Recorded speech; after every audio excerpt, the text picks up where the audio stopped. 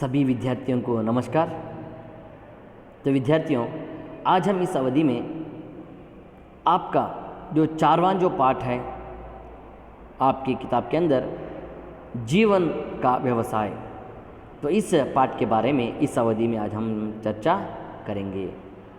तो जीवन का व्यवसाय इस पाठ के जो लेखिका हैं महादेवी वर्मा, तो महादेवी वर्मा का कुछ परिचय हम देखेंगे। महादेवी वर्मा हिंदी की ऐसी कवियत्री एवं गद्यकार हैं जिनका दोनों क्षेत्रों में उत्कृष्ट प्रदान है। छायावादी कविता के प्रमुख आधार स्तंभों में उनकी गणना होती है। प्रमुख रूप से निहार, रश्मि, नीरज, दीपशिखा उनकी प्रमुख काव्य कृतियों में से प्रमुख हैं। तो उनकी कविता में वेदना का गहरा फूट है। छायावाद की भावुकता एवं गीता तत्व के साथ एक प्रकार की उदासी उनकी कविता में देखने को मिलती है।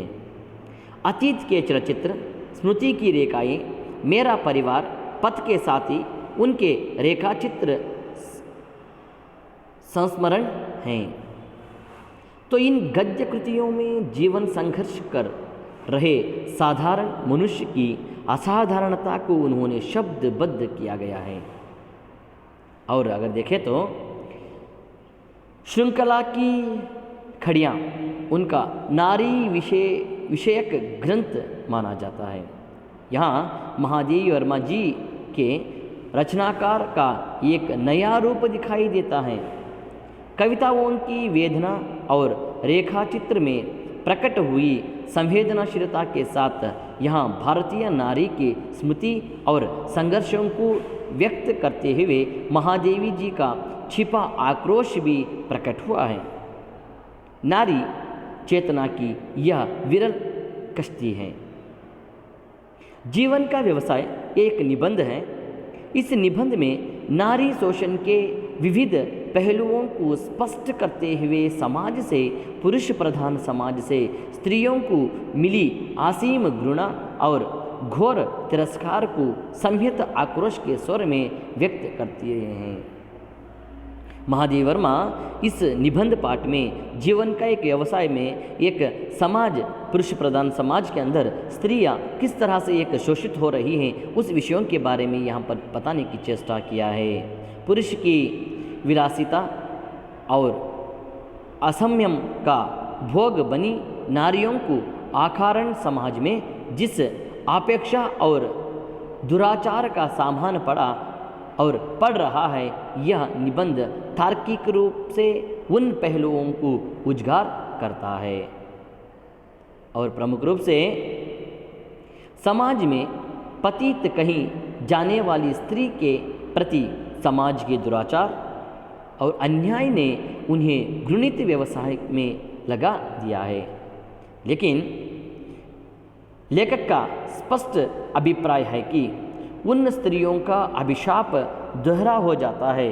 एक और उन्हें जीवन के सारे कोमल स्वप्न, भव्य आदर्श, मधुर इच्छाएं कुचल देनी पड़ती है, और दूसरी ओर सामाजिक व्यक्ति के अधिकारों से वंचित हो जाना पड़ता है। महादेवी वर्मा जी के विचार भारतीय नारी विमर्श को नया आयाम देते हैं और दिशा निर्देश भी किया गया है। तो प्रमुख रूप से विद्यार्थियों, इस निबंध के अंदर महादेवी वर्मा नारी से संबंधित शोषित विषयों के बारे में चर्चा करने का प्रयास यहाँ पर उन्होंने किया गया है। तो प्रमुख रूप से देखिए, पाठ यहाँ से इस निबंध को हम प्रारंभ करेंगे।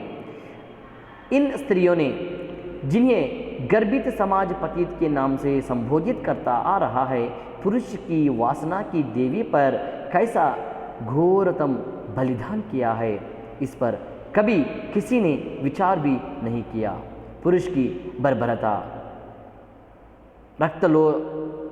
रक्तलोलुपता पर बलि होने वाले युद्ध वीरों को चाहे स्मरण बनाए जाओ, पुरुष की अधिकार भावना को अक्षुण्ण रखने के लिए प्रज्वलित चित्त पर क्षण भर में जल मिटने वाला नारियों के नाम चाहे इतिहास के पृष्ठों से सुरक्षित रह सके, परंतु पुरुष की कभी ना बुझने वाली वासनांगी में हंसते हंसते अपने जीवन को तिल तिल जाने वाली इन रमणियों का मनुष्य जाति ने कभी 2 बूंद आंसू पाने का अधिकार भी नहीं समझा। ना समझना ही अधिक स्वाभाविकता था, क्योंकि इन्हें सहानुभूति का पात्र समझना इनकी दयनीय स्थिति तथा इनके कठिन बलिदान का मूल आंकन पुरुष को उसकी दुर्बलता का स्मरण करा देता है।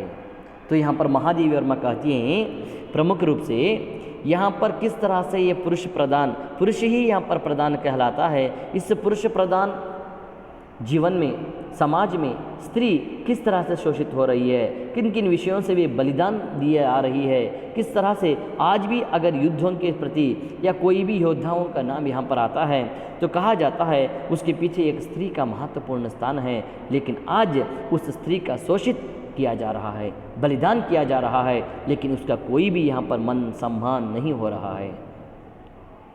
तो फिर कहती हैं वो सत्य है कि युगों से हमारी विनोद सभाएं तथा विविध विवाह आदि पवित्र उत्साह उनके बिना शोभहीन समझे जाते रहे। तो कहा जाता है ये सत्य है, युग जब से ये युग प्रारंभ हुआ, मनुष्य का युग जब से प्रारंभ हुआ तब से लेकर कहीं भी एक हमारी विनोद सभाएं और विवाहित के पवित्र एक स्थान को यहाँ पर बिना स्त्री के हम कभी भी सोच ही नहीं सकते। तो ऐसे विषय को भी यहाँ पर लेखिका महादेवी वर्मा बताने की चेष्टा कर रही है।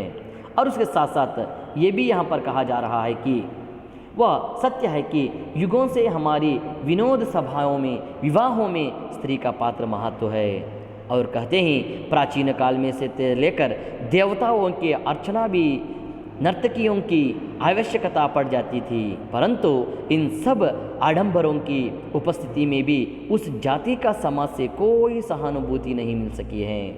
तब से लेकर आज तक स्त्री का अच्छी तरह से उपयोग तो कर रहे हैं नर्तकी के रूप में, किसी तरह किसी भगवती देवताओं में भी यहाँ पर इस तरह से नर्तकियों का यहाँ पर उपयोग किया जाता था, लेकिन तब से लेकर आज तक उसका कोई भी यहाँ पर सम्मान नहीं हो रहा है। कृतदासी ना होने पर भी उसकी दास्ता इतनी परिपूर्ण रही कि वो अपने जीवन का गर्हिततम व्यवसाय करने के लिए विवश थी। उसे अपने घर के द्वार समझ के कुस्तुत व्यक्ति के लिए भी खुले रहने पड़े और भगाने का प्रयत्न करने पर समाज ने उसके लिए कभी मार्ग रुद्ध कर दिया।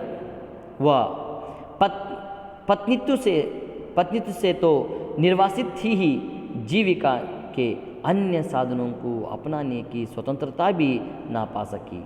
तो उसकी दशा उस व्यक्ति के समान दयनीय हो उठी जिसे घर के सब द्वारों में आग लगाकर धुएं में घुट जाने की एक विवश किया जा रहा है। तो यहाँ पर कहते हैं किस तरह से इस नारी के ऊपर किस तरह से शोषण होते गए। सदियों से लेकर जब से ये मानव का युग प्रारंभ हुआ तब से लेकर आज तक किसी ना किसी रूप में इसका शोषित होते ही आ रहा है, इसका सम्मान कभी भी नहीं किया। तो यही यहाँ पर महादेवी वर्मा का एक दुखमयी बातें हैं, उसे यहाँ पर बताने की चेष्टा वे कर रही हैं। फिर आगे कहती है महादेवी वर्मा, कभी कोई ऐसा इतिहासकार ना हुआ जो इन मूक प्राणियों की दुख भरी जीवनी गाथा लिखता, जो इनके अंधेरे हृदय में इच्छाओं के उत्पन्न और नष्ट होने की करुणा कहानी सुनाता, जो इनके रोम रोम को जकड़ लेने वाली श्रृंखला की खड़ियाँ डालने वालों के नाम गिनता, और जो इनके मधुर जीवन पात्र में तिक्त विषय मिलने वाला पता देता। क्या वह उन स्त्रियों की सजातियाँ नहीं हैं जिनकी दुग्न धरा से मानव जाति पल रही है? क्या यह इन्हीं की बहनें नहीं हैं जिन्होंने पुरुष को पति का पद देकर अखुन्नित भाव से परमेश्वर के आसार पर आसीन कर दिया? और क्या यह उन्हीं की पुत्रियां नहीं हैं जिनके प्रेम, त्याग और साधना में झोपड़ों में स्वर्ग और मिट्टी में पुत्रों में अमरता उतार ली है? जो एक स्त्री कर सकती है वह दूसरी के लिए भी असभ्य नहीं हो सका यदि दोनों की परिस्थितियां समान हो। देखिए यहाँ पर महादेव वर्मा कहती हैं, क्या वो स्त्री नहीं जो सहन शक्ति थी?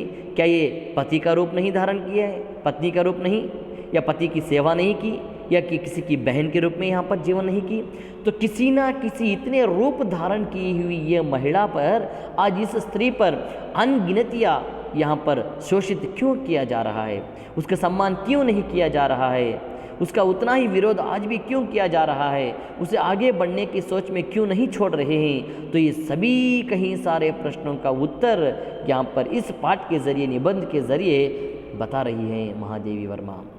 शोषित स्त्री के कहीं सारे विषयों को संबंधित यहाँ पर बातें इस पाठ के जरिए बताने की चेष्टा वे कर रही हैं। तो विद्यार्थियों, तो इस पाठ को हम यहाँ रोकेंगे, तो अगले क्लास में यहाँ से फिर कंटिन्यूशन क्लास हम देखेंगे। तो इसे ठीक से पढ़िए, समझिए। एक निबंध रूप में है, महिलाओं पर होने वाले शोषण के विषयों को लेकर महादेवी वर्मा यहाँ पर बताया गया है। तो ये है जीवन का एक व्यवसाय पाठ को यहाँ पर बताने की चेष्टा किया है। तो सभी विद्यार्थियों को धन्यवाद।